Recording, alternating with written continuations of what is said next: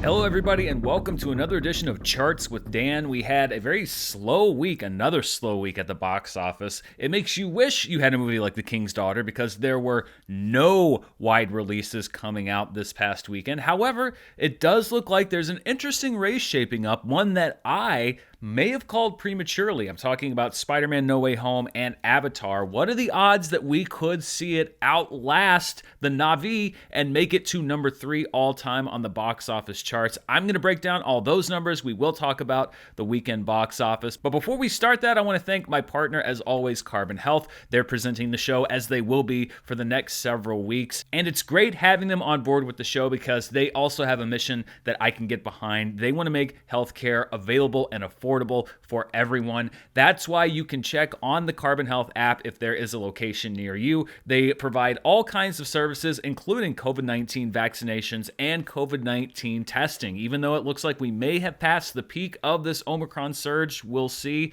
You never know when you might need that service, especially if you're on the road, if you're away from home. So thank you, Carbon Health, for presenting the show as always. And let's look at the weekend numbers. It was for the 6th week out of the last 7 weeks, a Spider-Man No Way Home weekend. It was number 1 at the box office with another $11 million take. Scream was number 2, in second place at $7.2 million, then Sing 2 at $4.6 million, Redeeming Love at $1.7 million, and The Kingsman at number 5 with $1.6 million. And if it looks familiar, that's because that was the exact same top 5 as last week. It was a low grossing last week, it was a lower grossing this week, but that also means that there wasn't a whole lot of drop off week to week between a lot of these movies. Spider-Man only dropped off about 20% from last week. Scream dropped off about 40%. Sing only dropped off 19%. Redeeming Love dropped off about 50% from its debut weekend. And The Kingsman almost duplicated its performance from last weekend. It only dropped off 7%. So this is the kind of thing you see when you have a slow weekend at the box office. Luckily, there are a couple of wide releases that are coming into the marketplace next week, so we're not going to see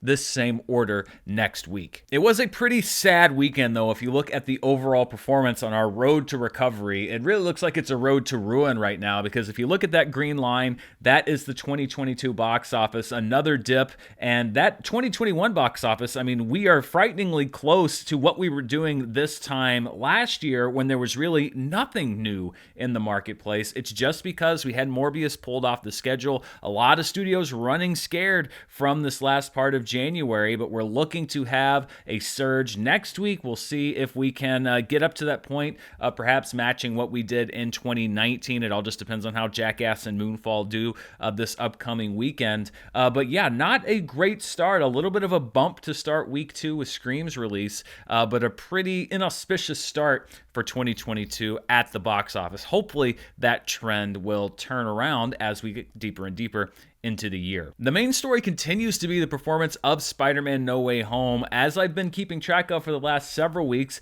this is where it stands as far as all-time domestic box office grosses adjusted for inflation. It has now passed both Grease and Mary Poppins. It is only about $1 million behind Forrest Gump. And then we're looking into a move at the top 25 all-time adjusted for inflation, displacing The Godfather. It should do both of those things by next week. So Spider-Man No Way Home, unless it hits a complete brick wall, looking to be one of the 25 highest grossing films of all time adjusted for inflation, in addition to all of the other numbers that it's put up. But there's one number that people have been asking about, and it's honestly one that I didn't think the movie would make. I think because you cleared off the schedule and because it's just a popular film, it's kind of revived this discussion. But we're looking now at Avatar.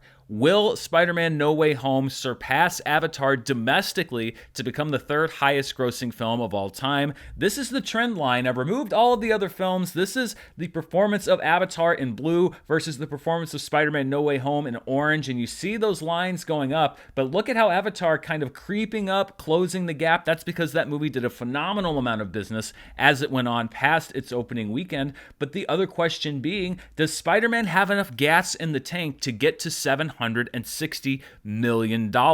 I didn't think that it did. I thought that it was going to drop off more, but I think because so many things were pulled off the schedule, it's just left it as pretty much the only option in the marketplace. So let's look at the numbers as they stand and where we need to get to in order for Spider-Man No Way Home to surpass Avatar and become the third highest grossing film domestically of all time. So the question being, how much does Spider-Man No Way Home need to make? Well, Avatar's current domestic gross is at about $760.5 million. So to be safe, let's say that $761 million is the number that Spider-Man No Way Home needs to hit in order to surpass Avatar. Now, assuming, I did some calculations on this, that No Way Home has made 96.5% of its final gross. That means that it only has 3.5% of what its eventual domestic total will be left ahead of it. 96.5% of $761 million, which is the magic number to surpass Avatar, is $734,650,000. Spider-Man No Way Home is currently tracking just ahead of that pace. And as I did the math, this seems to be the magic number. No Way Home will pass Avatar domestically if it has 3.5% or more of its final domestic gross yet to be made. So, for example, if it only made a couple $1,000,000 more than it already has, then it would have made about 99% of its money already, and it only has about 1% of money left in the marketplace. So, does it have it in the tank? Well, there's no way of telling the future, but we can look at past performances from different films and see what its shots may be. So this is a list of movies, the percentage of their final gross that was earned after week 7. That's where Spider-Man No Way Home is right now. We just finished week 7 in theaters. And this just goes to show you the different patterns for all of these films. Titanic, for example, made $294 million after its 7th weekend. That represented about half of its domestic gross. So 49% of its money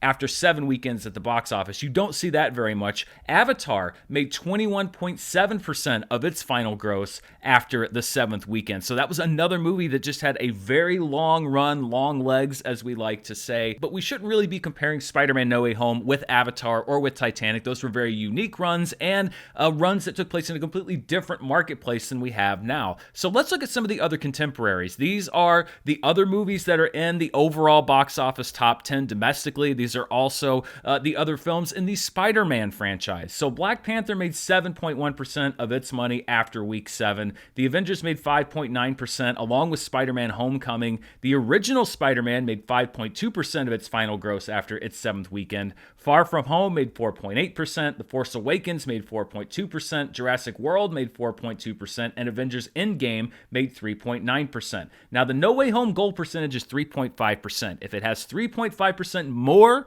of its domestic gross left, it's going to hit that $761 million mark, and it's going to pass Avatar. So as you can see, all of these titles in green, if Spider-Man No Way Home performs like any of these titles, and these aren't the only ones, but if it plays out after its 7th weekend like Avengers Endgame, it's going to pass Avatar. If it plays out like The Force Awakens or Jurassic World after its 7th weekend, it's going to pass Avatar. If it plays out like Spider-Man 2 hit that 3.5% number, it's going to pass Avatar. Where it can fall short is if it runs out of steam too early. We see here Avengers Infinity War only made 3.3% of its final domestic gross after its 7th weekend. That would put Spider-Man No Way Home just short of Avatar. And then we see films like Amazing Spider-Man 2 and The Amazing Spider-Man, which made just around 2% of their final gross after the 7th weekend. Spider-Man 3, 1.8%. The Last Jedi, 1.6%. These were enormously front-loaded films that did not have those legs, did not have much gas left in the tank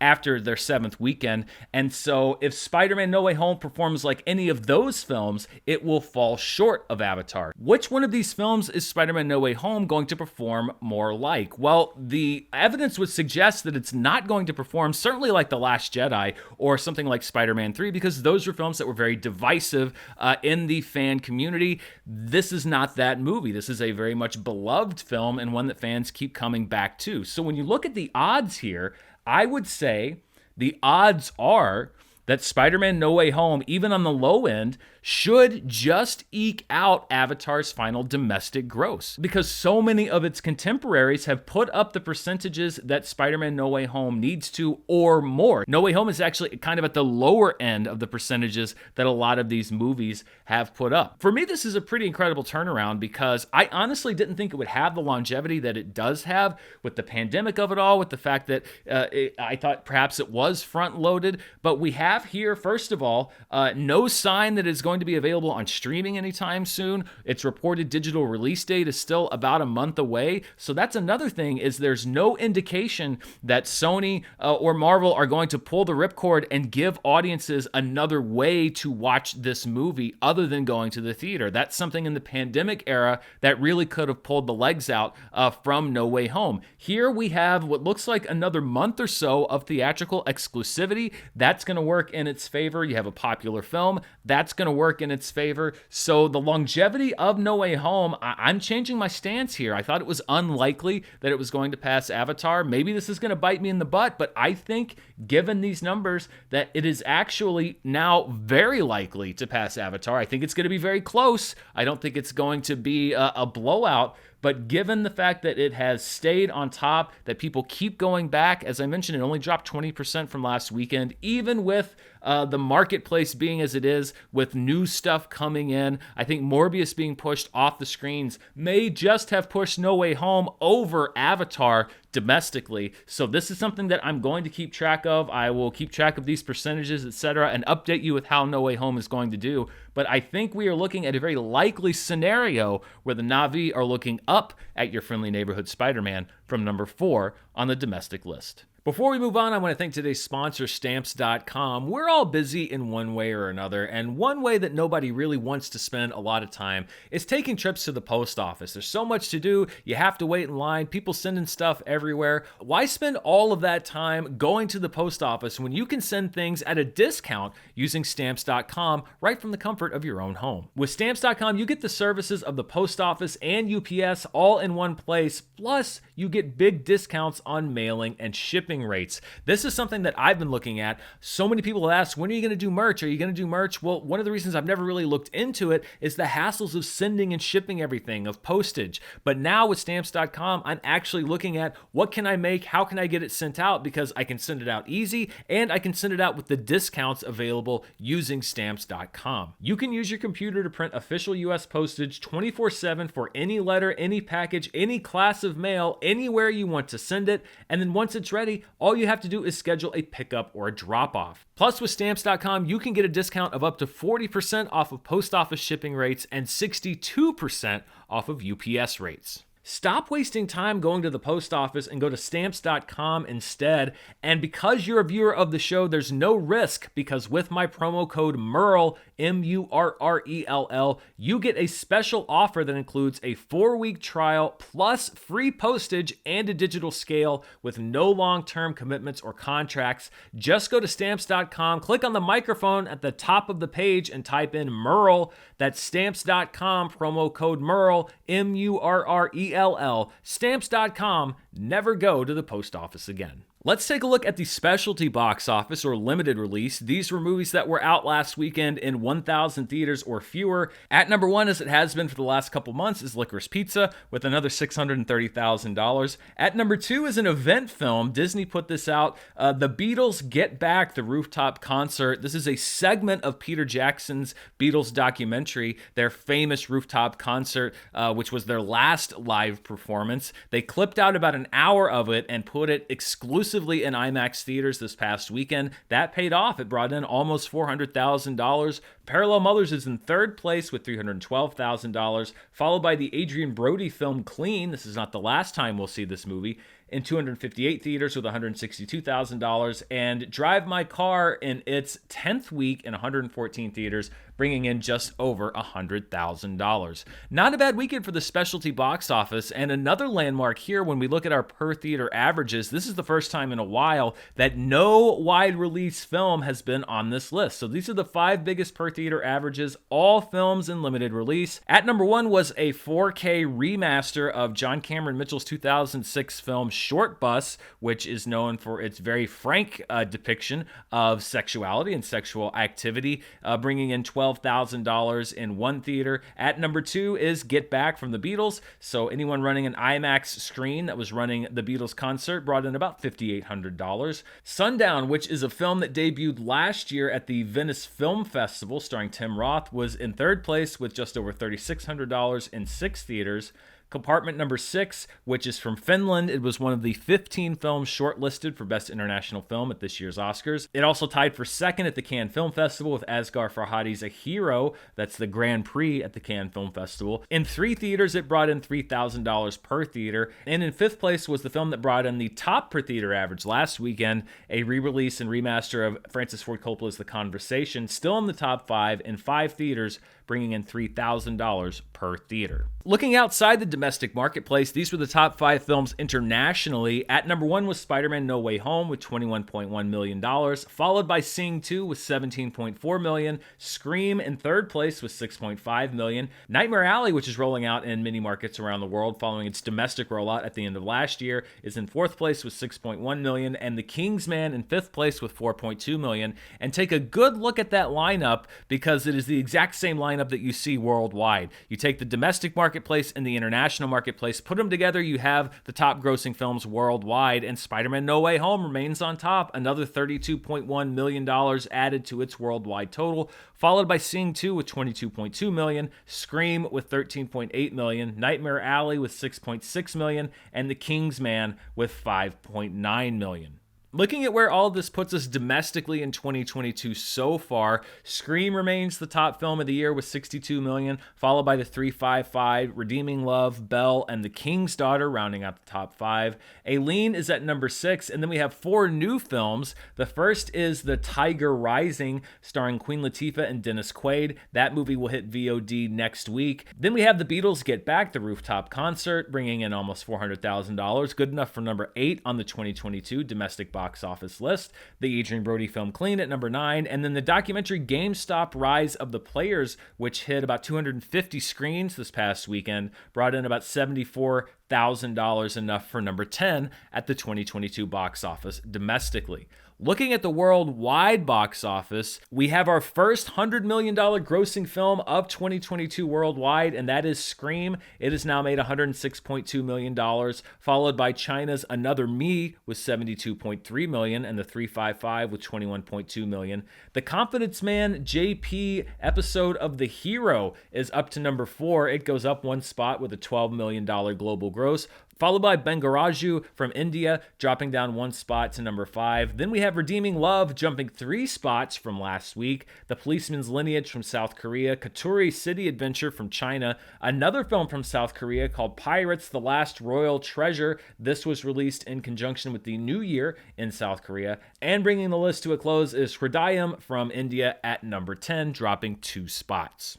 There was one update I wanted to make to 2021's data, and that was on the 2021 domestic chart. Sing 2 has entered that chart, and it is actually at number 9. So this looks like it will be the final ranking for 2021. Sing 2 at number 9, Ghostbusters Afterlife at number 10. And a couple notable things for 2 other films on here. One of them is Venom Let There Be Carnage, which surpassed the domestic gross of the first Venom film despite the pandemic. So that's good for that movie. And then Ghostbusters Afterlife, very close to surpassing the total gross of 2016's Ghostbusters. So everybody, and I saw a lot of hot takes the weekend that Ghostbusters Afterlife opened, saying the market has spoken about this movie versus Ghostbusters 2016. Afterlife actually had a pretty good afterlife at the box office, and it looks like its final tally will be above 2016's Ghostbusters, of course, before you adjust for inflation. Before we look at the streaming charts, I always like to do a flashback to a previous box office weekend, and we're going back 15 years to January 26th to the 28th, 2007. One of the worst movies ever made opened at number 1. Epic movie with $18.6 million.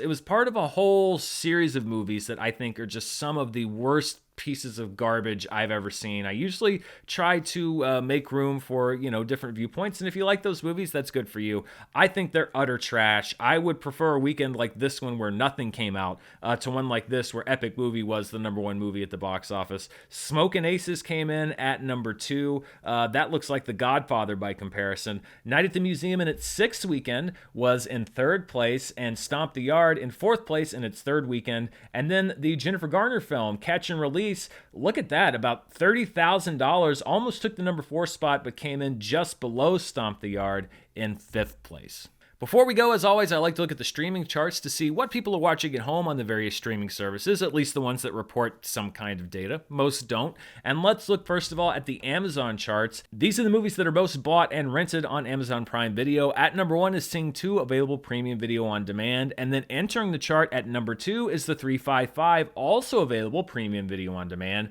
Ghostbusters Afterlife, available for purchase at number 3. Spider-Man Far From Home and Venom Let There Be Carnage, both being rented enough to be at numbers 4 and 5. Spider-Man Homecoming at number 6. F9 is at number 7. Sing, being rented in conjunction with Sing 2, on the chart at number 8. Encanto, also available for rent now, at number 9. And Free Guy, being rented at number 10. Looking at what people are watching on iTunes, at number 1 is a film that was available for purchase last week, but the rental window has now opened, and that is 2021's Dune, now available for purchase and rental, and that was good enough to be number 1 on iTunes, followed by No Time to Die at number 2, premium video on demand for Sing 2 at number 3, Clean, the Adrian Brody film that we saw on the limited release chart, also on the iTunes chart. It was a simultaneous release, so people buying and renting that film at home. That's there at number 4, followed by Ghostbusters Afterlife at number 5. The 355, number 6 on iTunes, so a lot of people renting the 355. Probably as disappointed as I was. Who knows, though. The Matrix Resurrections jumping onto the chart. It's available as both a purchase and a premium video on-demand rental, so its exclusive window on HBO Max has run out. Venom Let There Be Carnage at number 8. Kenneth Branagh's Murder on the Orient Express comes onto the chart at number 9. I guess people catching up in time for Death on the Nile, which comes out in just a couple weeks. And Free Guy rounding out the chart at number 10. And of course, finally, we have the Netflix numbers. These are the numbers that Netflix has reported for the week of January 17th to the 23rd. We're going to look first at the global numbers and then what people are watching here in the United States for that week. And looking at the most watched movies on Netflix for the week of the 17th to the 23rd, the Netflix original film, The Royal Treatment, the most watched movie in the world with 42.4 million hours watched, followed by Brazen, Don't Look Up, The Secret Life of Pets 2, and Riverdance, The Animated Adventure. Munich, The Edge of War comes onto the chart at number 6, followed by After We Fell at number 7 with 8.9 steamy hours watched. How I Fell in Love with a Gangster stays on the chart at number 8. Red Notice spending its 11th weekend on this chart at number 9. And then the Netflix original Photocopier coming onto the chart in its first week at number 10. A lot more hours racked up watching series on Netflix, so let's look at the 10 most watched series on Netflix for the 17th to the 23rd. At number 1 remains the Colombian telenovela Café con Aroma de Mujer, Season 1. At number 2, the 4th season of Ozark Part 1 with 77 million hours watched, so clocking in about 19 million fewer hours than the number 1 show. Archive 81 at number 3. Season 3 of Too Hot to Handle at number 4, followed by Stay Close at number 5. The first season of Ozark being watched enough, 24.4 million hours, to be the number 6 most watched series in the world, followed by Cobra Kai Season 4, The Witcher Season 2, El Marginal Season 4, which is a show from Argentina, at number 9, and The Queen of Flow Season 2 at number 10. And looking at what people are watching here in the United States for that same week, we don't have the number of hours watched, but we do have the rankings. The Royal Treatment was the most watched movie on Netflix for the week of the 17th to the 23rd, followed by Brazen, After We Fell, Don't Look Up, Annabelle Creation, a horror title from Warner Brothers, interesting to see on the Netflix charts, followed by Under Suspicion, Riverdance, The Animated Adventures, Just Go With It, Charlie and the Chocolate Factory, and The God Committee. So again, not quite as many original Netflix movies on here as their release schedule slows down just a bit, but we got Leatherface coming up. They're going to be ramping things up, so I bet we're going to see a lot more original Netflix movies on the US chart. And wrapping up, as we always do, with the most watched series on Netflix in the United States, Ozark Season 4 Part 1 settles for number 2 on the global charts, but is number 1 on the United States charts, followed by Archive 81, Cheer Season 2, Too Hot to Handle Season 3, the first season of Ozark, rounding out the top 5 in the United States, Ozark Season 3 at number 6 in the US, followed by Cobra Kai Season 4, the limited series Stay Close, The Witcher Season 2, and then Ozark Season 2 at number 10. So all of that Ozark pushes out Coco Melon. It's a rare thing where we don't see Coco Melon on these charts, but man, people just love Jason Bateman more than they love children. I think that's the takeaway from this week. Jason Bateman more appealing to the Netflix viewers than their own children. So that wraps things up for charts this week. Keep in mind, next week we have 2 major releases in wide release. That would be 2 ridiculous films. One of them is Jackass Forever. The other one is Moonfall. I have tickets for both movies booked for Thursday evening, so be on the lookout probably Friday morning for a review of both of those films. Also in limited release, a real hot ticket at the Sundance Film Festival a couple weeks ago. The Norwegian Oscar contender, The Worst Person in the World, is entering limited release. I expect to see that making a lot of noise on those limited release charts because this is one of those art house movies, international films that a lot of people have been anxious to see. Also coming up this week, in addition to the 2 reviews on Friday, we are only about a week away from the 2022 Academy Award nominations being announced, and I'm going to do my special video as I like to do every year, first at Screen Junkies and now here on the channel, where I pick what my nominees would be for the Academy Awards. So be on the lookout later this week as I put that video out, my picks for all the major categories. I think that 2021 was actually a really interesting year for movies and a lot of interesting options when I'm looking at what I'm going to nominate. So I have a lot of thinking to do between now and then, but keep an eye out for that. Thanks everybody for watching the show. Thank you Stamps.com, and as always, thank you to Carbon Health for being our presenting partner on the show. I will be here later this week. A lot to do. Until then, stay safe, and I'll see you next time. Bye.